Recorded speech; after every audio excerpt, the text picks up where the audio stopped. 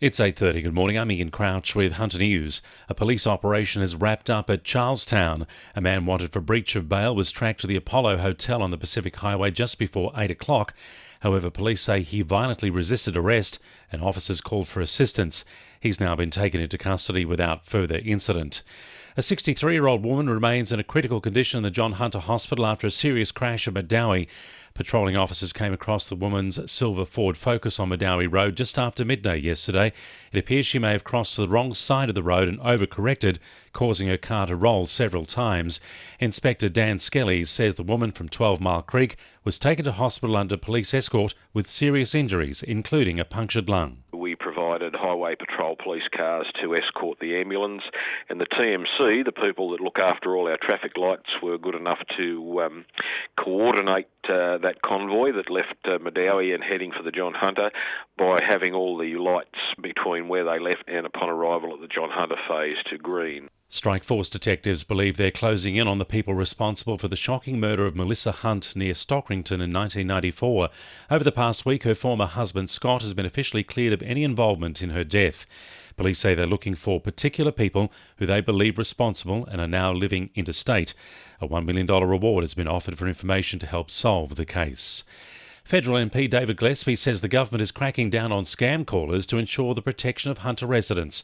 The Reducing Scam Calls Code has been unveiled, assisting telcos in tracing and blocking scam callers.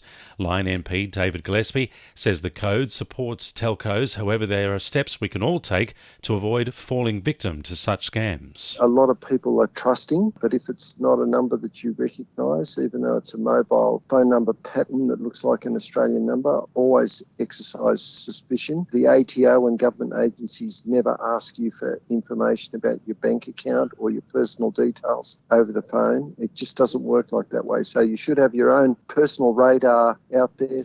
Direct flights between Newcastle and the Sunshine Coast are set to start in the new year. Fly Pelican will operate 3 return flights for 12 weeks starting on January 4.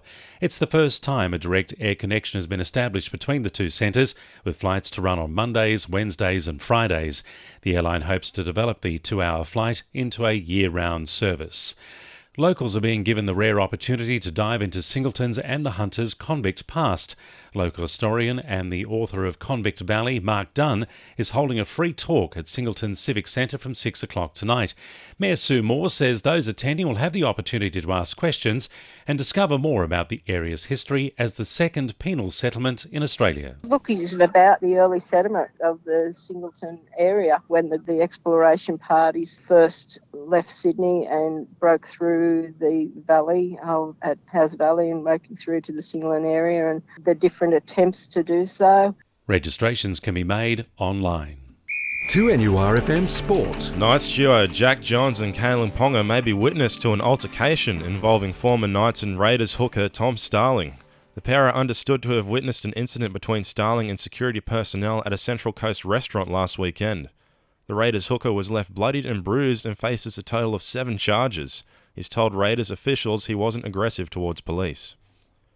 Kookaburra's marquee player Jay Lenton attended the official launch of the T20 Summer Bash at Jesmond Park yesterday.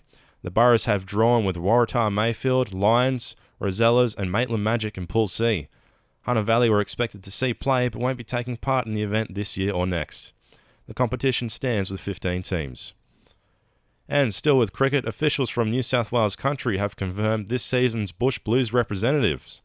5 of the representatives include Newcastle players Daniel Arms, Adrian Chadd, Nick Foster, Nathan Hudson and Ryan Van Kemenade. That's sport. I'm James Forgacs. And the winning numbers in Wednesday Lotto are 2, 33, 19, 17, 7 and 21, and the supplementaries are 34 and 10.